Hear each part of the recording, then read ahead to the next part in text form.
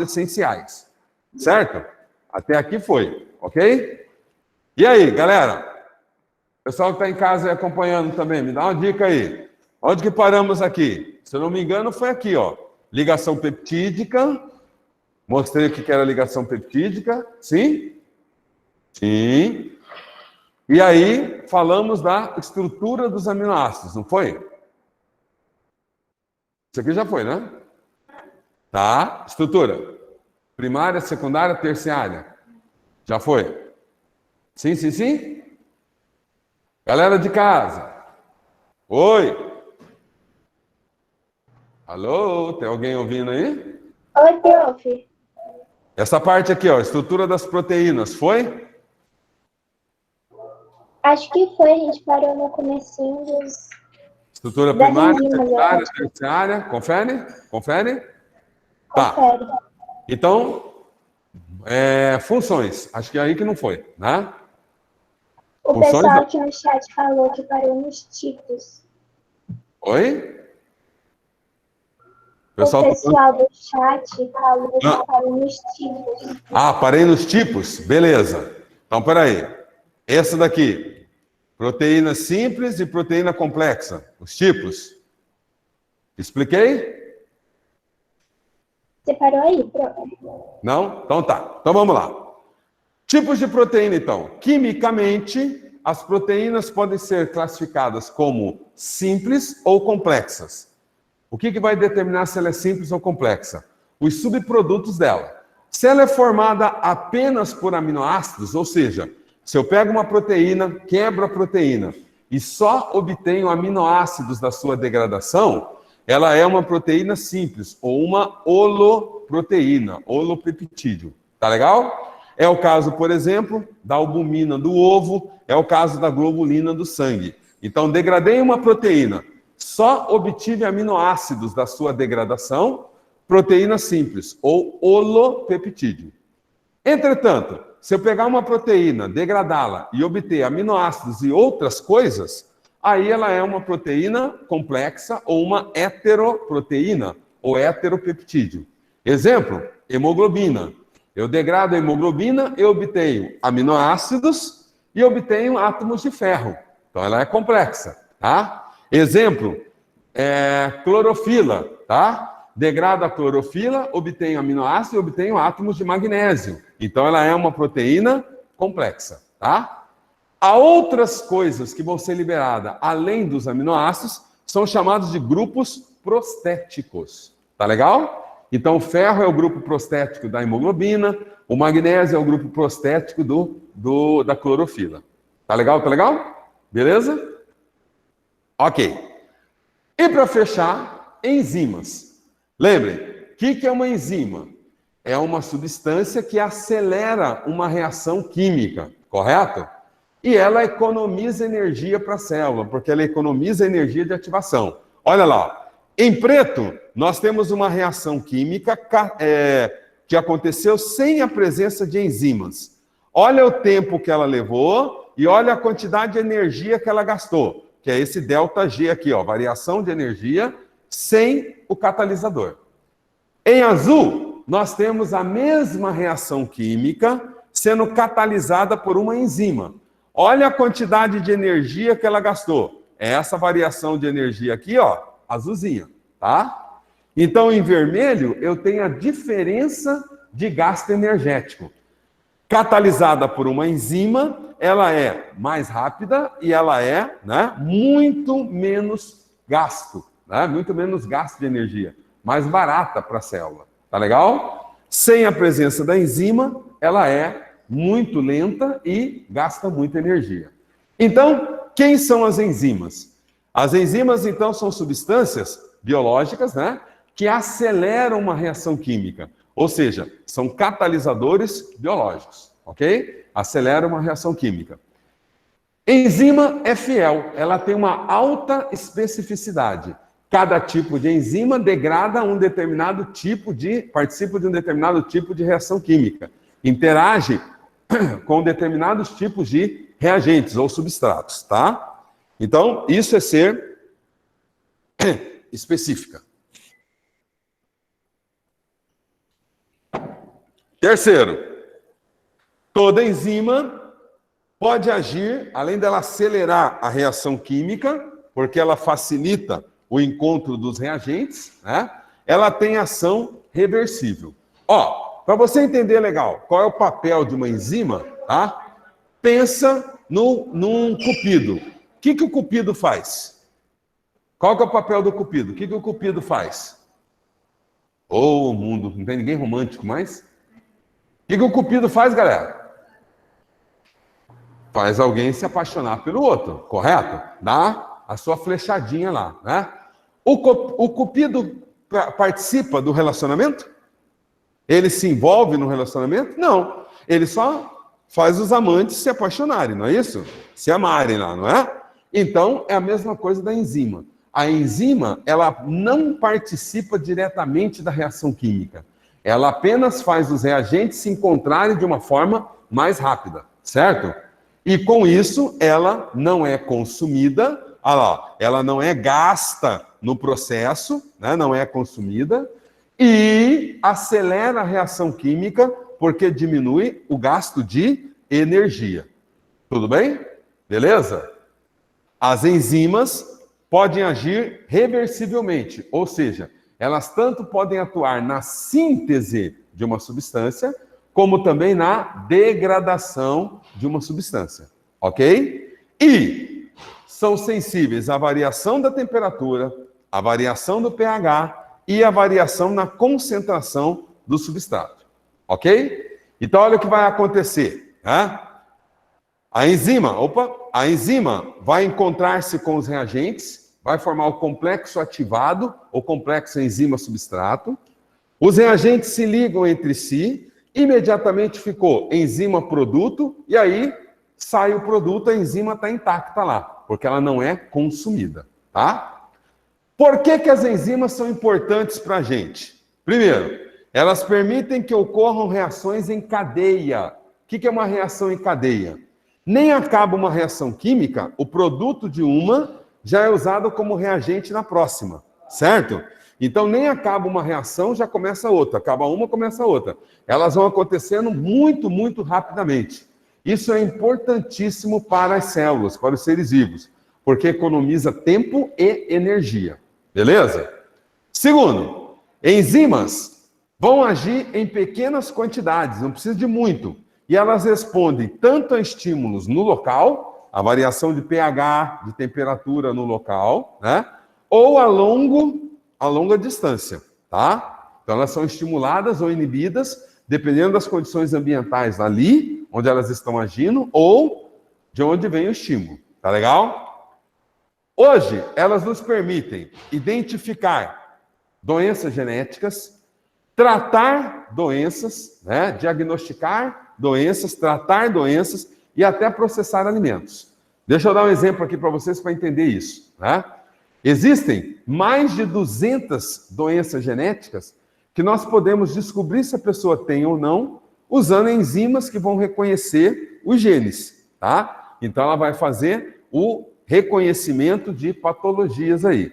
Muitas doenças são enzimáticas. Por exemplo, a pessoa que tem intolerância à lactose é porque ela tem um gene que não produz a quantidade suficiente da enzima que degrada a lactose, certo? Enzima que degrada a lactose é a lactase, beleza? Então é um gene defeituoso. Podemos usá-la para fazer o diagnóstico de doenças. Veja, uma das doenças que mais mata homens, né, é o câncer de próstata. Como é que no passado, anos 70, anos 80, aí, comecinho dos anos 90, as pessoas, né, os homens, descobriam se estavam ou não com algum problema na próstata. Apresentavam sintomas e não tinha jeito. Tinha que ir lá no proctologista, né, e ele ia enfiar o dedão lá, né, para descobrir qual é a consistência da próstata, como é que ela estava. Hoje, você tem uma enzima que é pesquisada no sangue, você faz um exame de sangue, e se chama PSA. O PSA, essa enzima, vai dizer, né, a saúde, pela quantidade que ele tem, a saúde da próstata, tá? Então, muito PSA quer dizer que alguma coisa errada está acontecendo na próstata. Aí o médico vai pedir exames mais específicos, né? Um exame de imagem, né, ultrassom, tá? outros exames enzimáticos para detectar se tem alguma anomalia mesmo, tá? Beleza? No coração, mesma coisa, né? Tem uma enzima chamada TGO, que se pesquisa no sangue. Se ela tiver numa quantidade alterada, quer dizer que o indivíduo está tendo lesão cardíaca. Então vai ter, né, tem algum problema no coração, beleza?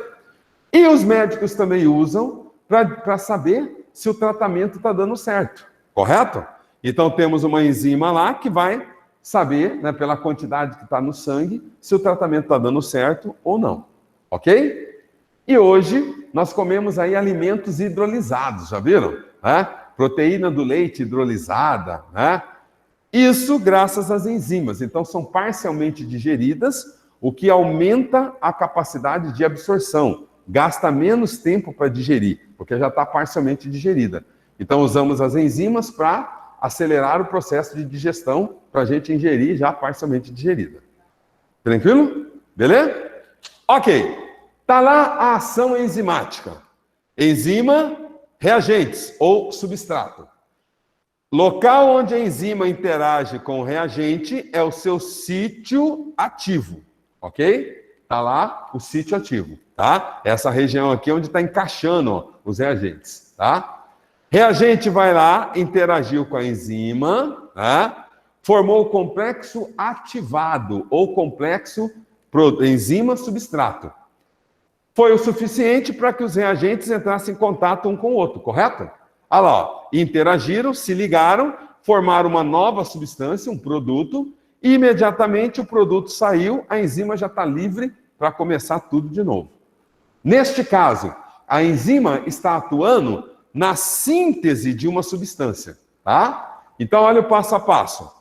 Substrato faz contato com o sítio ativo, que é essa região, tá?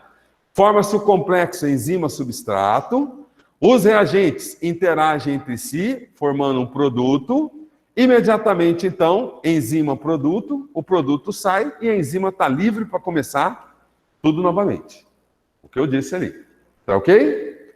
Então, ó, neste sentido, nós temos a reação, né, de síntese. A enzima está produzindo uma determinada coisa e, nesse sentido contrário, está degradando. Olha lá, ó. Peguei um disacarídeo, a maltose, na presença da maltase, enzima que digere a maltose, quebrei a maltose entre dois produtos. Então tá lá, ó. Complexo enzima-substrato, encaixou no sítio ativo e quebrou em moléculas de glicose, tá? Então ela tanto está agindo reversivelmente, né? Na produção de moléculas ou na quebra, degradação de moléculas. Tranquilo? Beleza? Sim, sim, sim? Agora, muitas enzimas que estão no nosso organismo, galera, estão lá, mas elas estão inativas, estão desligadas. Elas precisam se combinar com alguma coisa para se tornar ativas, ok? Então, essa alguma coisa que vai se ligar à enzima pode ser chamada de cofator ou de coenzima. Depende da natureza química da substância. Se a substância que se liga à enzima, fazendo a enzima ser útil, trabalhar, ser ativa, for de natureza inorgânica, nós a chamamos de cofator, tá? Olha lá, ó, se for o íon ferro, o zinco, o magnésio, por alguma coisa inorgânica, aí ela é chamada de cofator. Se for algo orgânico, como por exemplo uma vitamina, né, um carboidrato, um lipídio, aí nós chamamos de coenzima, beleza? A enzima está lá, mas está desligada. Combinou com o cofator ou com a coenzima, ela passa a ser funcional. Tranquilo?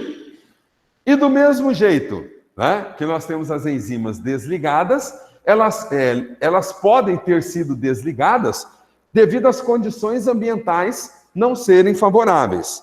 Por exemplo, a temperatura, né? Olha lá, ó, toda enzima tem uma temperatura ideal, uma temperatura ótima, certo? Se eu aumentar a temperatura, o rendimento dela aumenta até um determinado limite, certo? uma determinada concentração ali, uma determinada temperatura. Se eu insistir em aumentar a temperatura, ela vai ser desnaturada, ou seja, ela vai ser degradada, ok? Então, a temperatura é um fator importante que vai agir no aumentando ou diminuindo a ação da enzima, a velocidade com que ela vai trabalhar. Olha o gráfico da influência da temperatura, um gráfico senoide aí, tá? Segundo fator que interfere, pH. Toda enzima tem um pH ideal. Olha lá, ó. Pepsina é a enzima do estômago, né? Que vai digerir proteínas no estômago. Estômago é ácido. Olha lá, ó. O pH ótimo da pepsina é alguma coisa em torno de 3,5, próximo a 4 aí.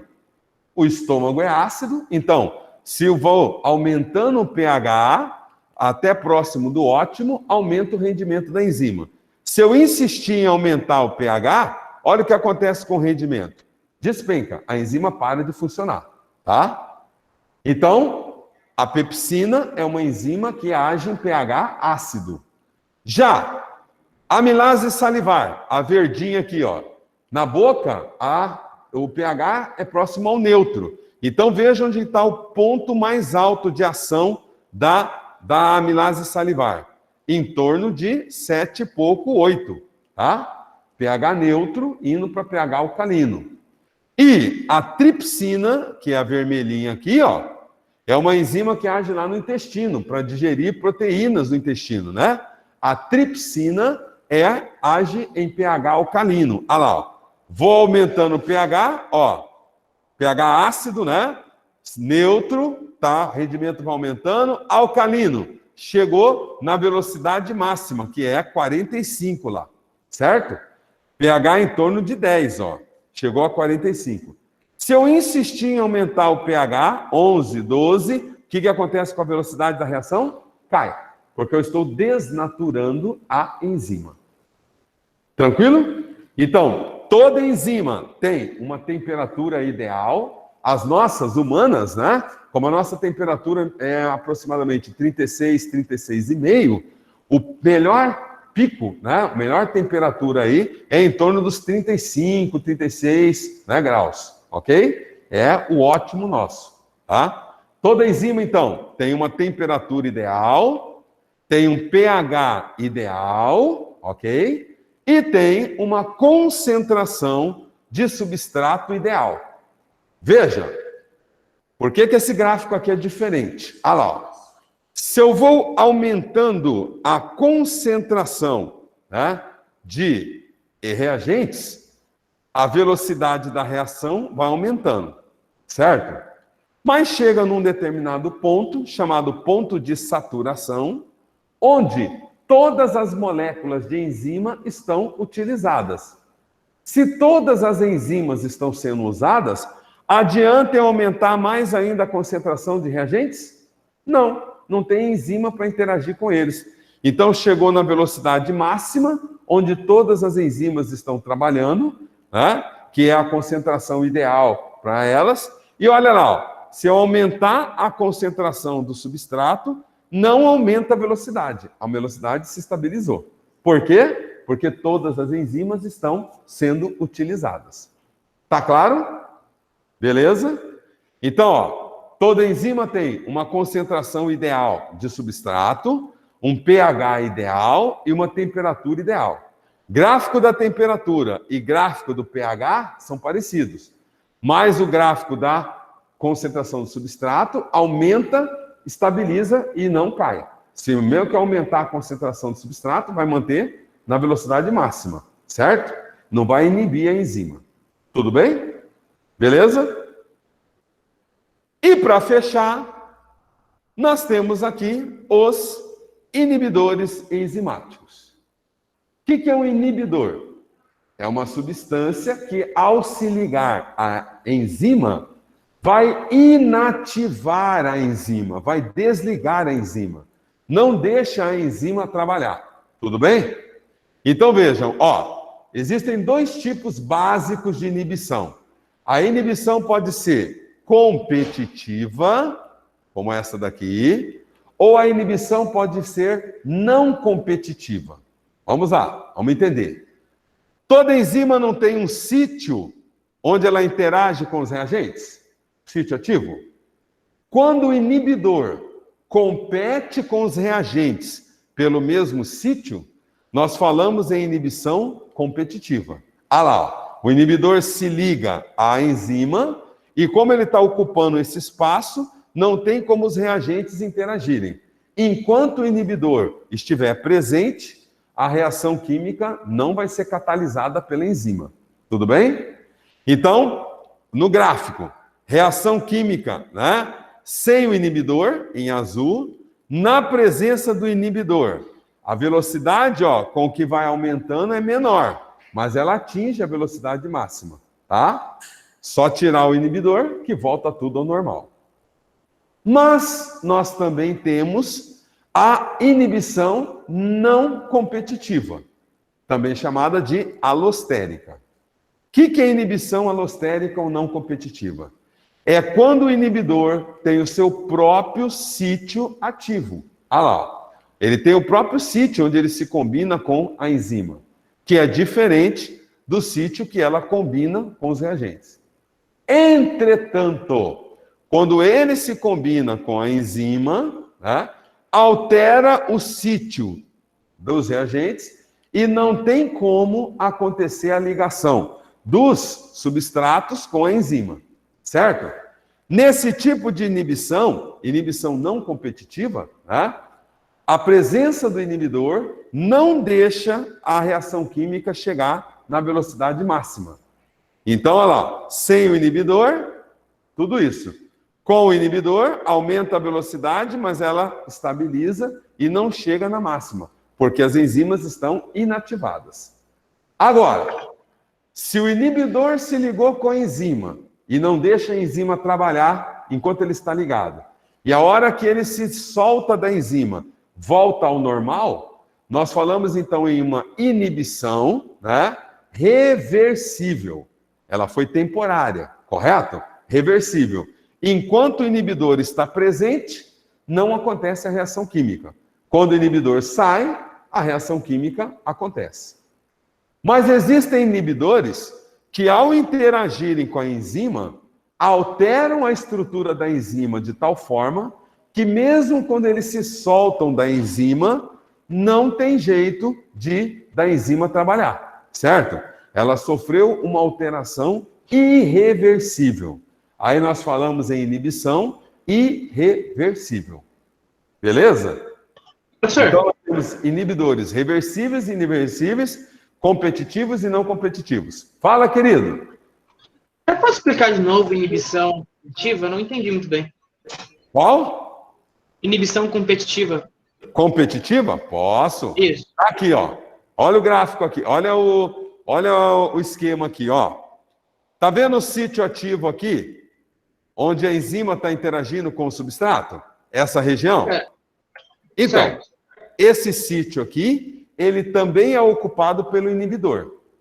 Então, o inibidor e os reagentes estão competindo pelo mesmo local de interação com a enzima. Por isso ela é competitiva.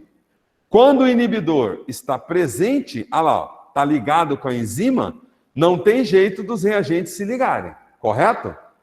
Se o inibidor não se ligou à enzima, a reação química pode acontecer. Então, inibição competitiva, inibidor e reagentes competem pelo mesmo sítio ativo da enzima. Beleza? Sim, professor, entendi agora. Obrigado. Quando o inibidor está lá, não tem jeito da enzima trabalhar. Ficou claro? Sim. Então, ó, à medida que a reação, o inibidor vai aumentando, né? A velocidade da reação vai aumentando, mas até que chega no nível que não vai mais. Tá? Agora, se o inibidor tem o seu próprio sítio, não concorre com o do substrato, dos reagentes, aí é uma inibição não competitiva ou alostérica. Neste caso de inibição, nunca a enzima atinge a velocidade, a reação atinge a velocidade máxima. Por quê? Porque altera o sítio, né, da enzima, e mesmo depois que o inibidor sai, fica difícil os reagentes se ligarem. Tranquilo? Entendi, professor. Obrigado. De nada. Professor, Oi. esses inibidores, eles são formados pelo quê? Depende, tem inibidor que é natural e tem inibidores que são medicamentos, que são venenos, né? Por exemplo, no tratamento da AIDS, você tem, né, algumas drogas que funcionam como veneno para o vírus, né? Vão inibir as proteínas da membrana lá, vão inibir as enzimas do vírus dentro da célula, não deixando sintetizar novos vírus, certo? Nesse caso, é sintético. Mas, por exemplo, foi criado pelo homem, né? Mas existem inibidores naturais. Por exemplo, você tem o curame, que é uma substância química que tem afinidade com a hemoglobina. Ela é um inibidor das enzimas que permite a hemoglobina se ligar ao oxigênio e se ligar a CO2. Então, na presença dele, a hemoglobina não consegue se combinar com os seus substratos, com o oxigênio ou com o CO2. Esse é um inibidor natural que está circulando aí. Beleza? Funciona como veneno para a gente, lógico, né? Porque nós não vamos conseguir respirar direito, tá? Vai sufocar os indivíduos. Tranquilo? Sim, obrigada. De nada. Beleza, galera? Todo mundo entendeu? Então, fechamos enzimas, tá? Fechei. Professor, enzima. perguntaram no chat o que é o sítio que o senhor fala, o sítio da enzima. O sítio que eu falei, deixa eu voltar aqui, ó. Vamos voltar lá. O sítio é o lugar onde a enzima está interagindo com o vírus, ó, com o substrato. Lembra? Local onde a enzima interage com o substrato é o sítio ativo. Aquele encaixe, o local de encaixe. Entendeu? Oi? Oi, galera. Sim, professor, obrigado.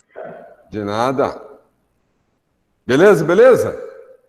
Então, vamos ver aqui. Ter certeza aí que entenderam. Vamos resolver alguns exercícios. Peguem lá a apostila, apostila 1, capítulo 3, que nós estamos, né? Falamos de substâncias inorgânicas, orgânicas, bioquímica, né? Página, deixa eu pegar aqui, por favor, 461. Opa, 461 já foi, perdão. Peguei a aula anterior. 469, tá? Começa na 68, mas para nós aqui só na 469. Marca aí os exercícios. Por favor. Ó, proteínas e enzimas. Praticando, número 1. Praticando, número 1. E... Peraí.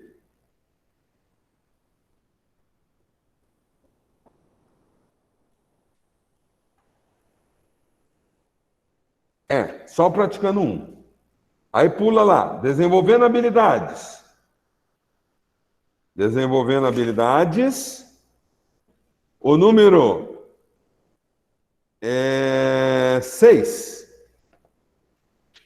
Desenvolvendo habilidades, o 6. Tá? E complementares,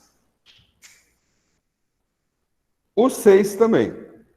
Complementar, número 6 também. Certo? E 9, perdão, 9. 9 também é de enzima. 6 e 9. Beleza? Fora isso, galera, eu coloquei lá hoje, né? Postaram lá para vocês, né? Lá no Classroom, os exercícios relacionados a isso daí, proteínas e enzimas, tá? Aí é resolver para se manter atualizado, ok? Como fechamos esse capítulo aí, então, já vou colocar no final de semana o AVA para a próxima semana. Tá legal? Uma semaninha aí. E semana que vem, nós já vamos falar, próximo assunto nosso, ácidos nucleicos e depois vitaminas. Tá? Ácidos nucleicos, DNA, RNA e vitaminas. Então, terminamos, ó, proteínas, enzimas. Agora vamos falar de ácidos nucleicos e proteínas.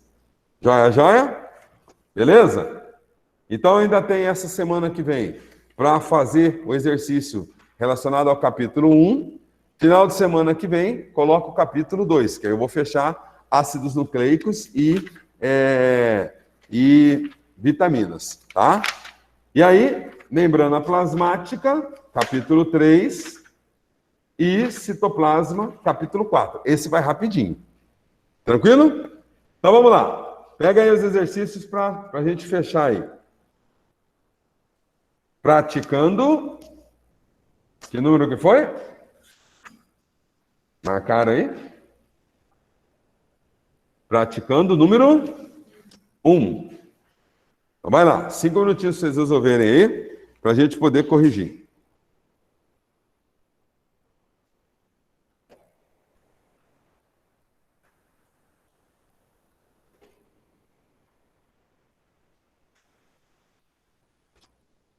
Ixi, que horas que bate? 5? Ah, não? Dá para corrigir pelo menos um. Não dá.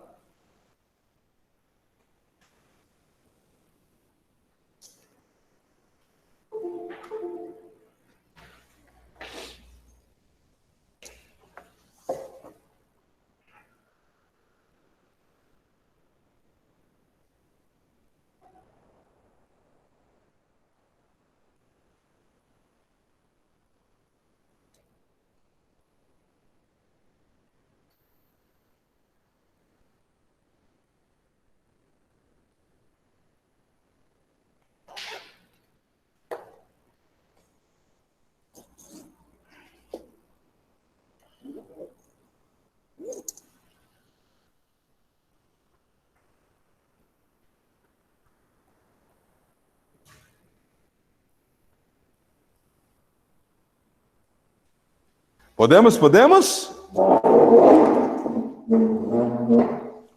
Sim, não, sim. Terminaram aí um?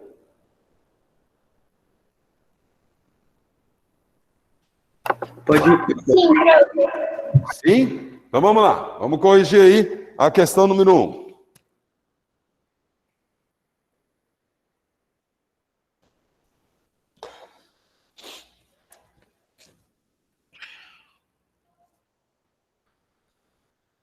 Federal do Paraná, aí, né? FEPAR. A morte de um cachalote, Cetes macrofatus, no litoral da Espanha, escancara o impacto dos resíduos plásticos na vida marinha. A necropsia do animal revelou a presença de 29 quilos de lixo plástico em seu trato digestivo, o que causou a morte do cetáceo. A poluição por plástico é um dos maiores problemas ambientais do planeta, mas uma descoberta recente pode ajudar a resolvê-lo. Uma equipe de pesquisadores ingleses e norte-americanos conseguiu criar uma enzima capaz de degradar rapidamente o polietileno terephenalato, o PET, que é o plástico mais comum aí, né? Das garrafas de Coca-Cola, garrafa de refrigerante, etc. A humanidade consome 1 milhão de garrafas plásticas por minuto. Mas, em 2016, só metade delas foram coletadas e apenas 7% foram recicladas. A maior parte foi jogada em aterros sanitários ou descartadas no ambiente, onde levam 300 anos para se decompor. Com a nova enzima, o processo de decomposição de uma garrafa leva apenas 96 horas e resulta em subprodutos que podem ser economicamente aproveitados. Então vamos lá. No modelo enzimático de encaixe induzido, o substrato induz a uma mudança na conformação de uma enzima. Essa modificação seria passada para as enzimas próximas, que também exerceriam seu papel catalítico.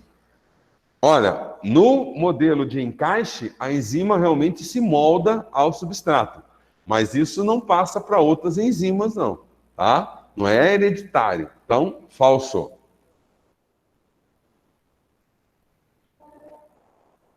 Em macrocefalos, ou seja, no cachalote, né? O tubo digestório deve apresentar 2 esfínteres: a cárdia, ligando o esôfago ao estômago, e o piloro, ligando o duodeno ao jejuno e hilo. É? Não, né? O esfíncter pilórico é estômago duodeno. Então também está errado. Falso. Quando o alimento chega ao estômago no cachalote, né? Células parietais começam a secretar gastrina e secretina, levando à liberação do suco gástrico e à estimulação de movimentos peristálticos. Aí sim, verdadeiro. Misturou tudo aí, né? Fisiologia com bioquímica, né? Uma riboenzima corresponde a uma molécula de RNA com capacidade catalítica semelhante a uma enzima de origem proteica. Verdade também. E algumas enzimas funcionam sem adição de nenhuma outra molécula à sua estrutura. Outras necessitam se ligar a cofatores minerais ou orgânicos para exercer adequadamente sua função. Opa! Cofator é quando é orgânico, né? Coenzima, quando é de natureza